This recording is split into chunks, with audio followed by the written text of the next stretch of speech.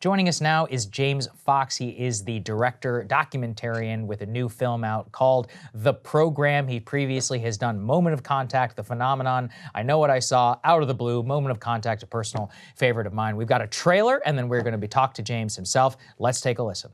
In 2017, the New York Times published a story exposing a secret government program investigating UFOs. That story was kind of a catalyst for a lot of things that have happened since. Members of Congress started to ask questions. Instruments report there is something there. There are flight characteristics that we can't explain. UAPs are unexplained. It's true. They need to be investigated. Here we are having a hearing where just a few years ago, we didn't even acknowledge that these things were real. Do you believe that our government is in possession of UAPs? Absolutely, based on interviewing over 40 witnesses over 4 years. You're telling me people have come forward claiming firsthand knowledge of craft of non-human origin? That's correct. So, James, you've exposed a lot of new information in this documentary, just as you have in the past. I was in the room for that hearing. It was a really exciting moment. Just tell us a little bit about why you decided to make this film after previous ones, about specific incidents, and some of the big things that you learned. So, thanks for the intro. I did The Phenomenon. The natural progression was The Program, because The Phenomenon hinted at crash retrievals. We went into Roswell, but then I took a break and I focused on an alleged UFO crash case that happened in Varginha, Brazil in 1996, and ultimately made a film about it called Moment of Contact.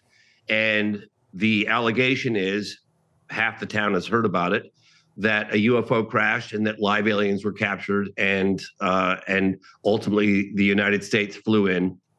And that was an aspect that I'd learned on my last trip to Brazil. I investigated the case over 12 years with a partner, Marco Leal, who's Brazilian, and a number of other folks. And so my natural progression was, okay, now that I'm pretty sure the Americans were involved in this crash retrieval, I'm gonna go to Washington, D.C., and I'm gonna investigate, because the case goes cold once the United States Air Force plane took off from a place called Campinas and back to the United States. And we have the Brazilian flight control officer who went on the record just recently publicly describing that United States, he called it USAF, United States Air Force plane that flew back to the States. The case went cold. But little did I know, 5 months after I released Moment of Contact, there would be a high-level intelligence officer testifying under oath to a bipartisan group of lawmakers that we have a crash retrieval program and that biologics were. So he opened the door for me, and so that made it a lot easier for me to ask those questions that I never in my 30-year career thought I'd be asking sitting members of Congress. Do we have aliens? Do we have recovered flying saucers? You know, you'd think they would be asking me to up the dosage of the medication that I'm not on, but that's where we are right now. And then you look at the legislation that's been written in the NDAA for 2023 and 2024. It's right there in black and white. You're exactly right. Crash retrieval materials potentially, and legacy programs. So we're living in unprecedented times right now. James, what about the contours of the program were you able to uncover? I've been down this rabbit hole now for years. One of the most frustrating thing I get from fans and others is they're like, you guys tell us it exists, but we only know things on the edges, the crumbs, and others. Yeah. You've done the best job in your film of actually bringing everything that we know to light. And what can you give away to us? What can you tell the audience? I would say that one of the aspects of the film that's jaw-dropping, slack-jawed, I think is the exact terminology that was used. There's a high-level government official correspondence with former Deputy Assistant Secretary of Defense for Intelligence, Christopher Mellon, that he shared. He eventually went through the DOPSR process, pre-publication approval. And it's a correspondence between a high-level government official. Now, in the film, it's got some redactions, but it has the actual name of the gatekeeper to the crash retrieval program. And that unredacted version was given to select members of Congress, and I'm told people at Arrow. So John Kosklowski theoretically would have the name of the gatekeeper, certainly in 2020, of the crash retrieval program. And I think that's an aspect, it's huge. I mean, that means that there are members of Congress that have the name of who's in charge of this crash retrieval program, or the gatekeeper.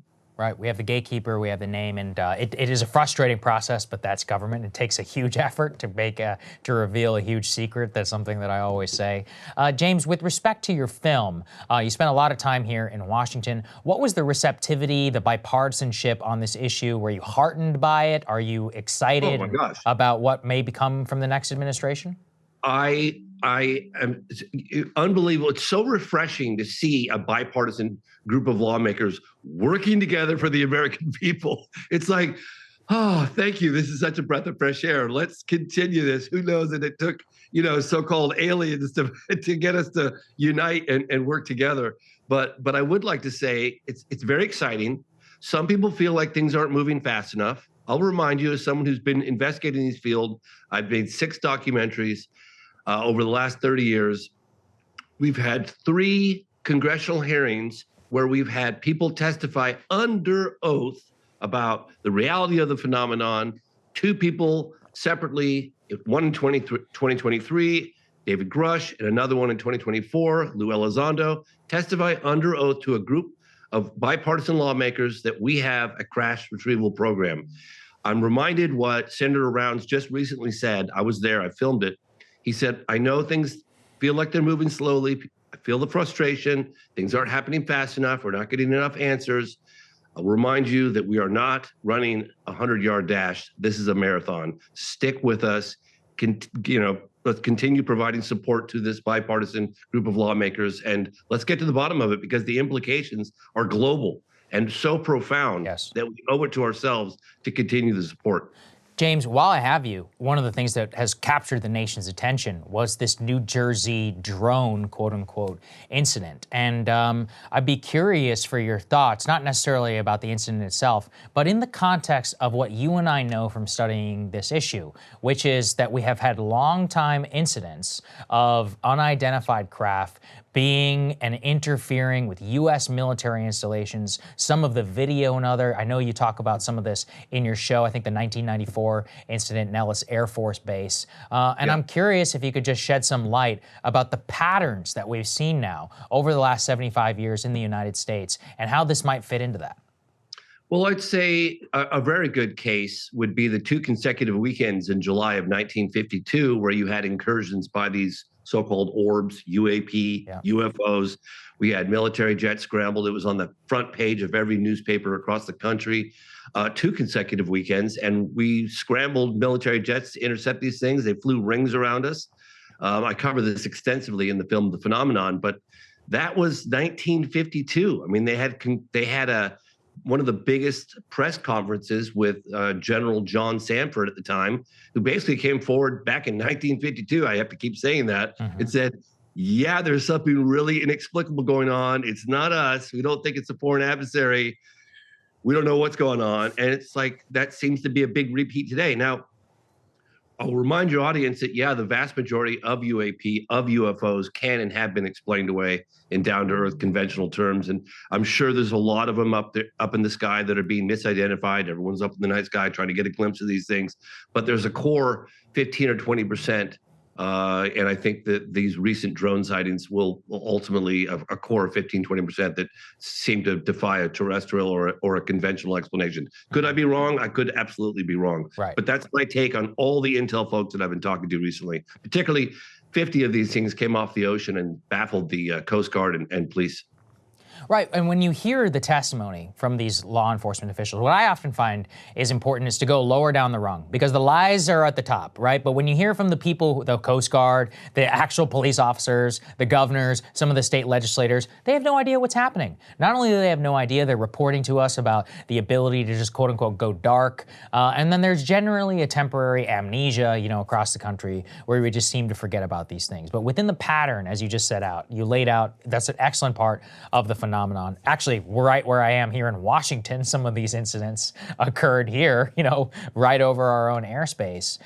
With all of this, it does seem as if some progress is being made in the last decade. I do credit that 2017 New York Times article. So any just last words you want to say for why people should watch the film and put it in the context of this body of work in this moment of time? We are living in unprecedented times. There is a current effort happening right now, today, a push, unprecedented push for transparency on this issue. It's gotten the attention of lawmakers, household names, intel folks. There's whistleblowers coming forward.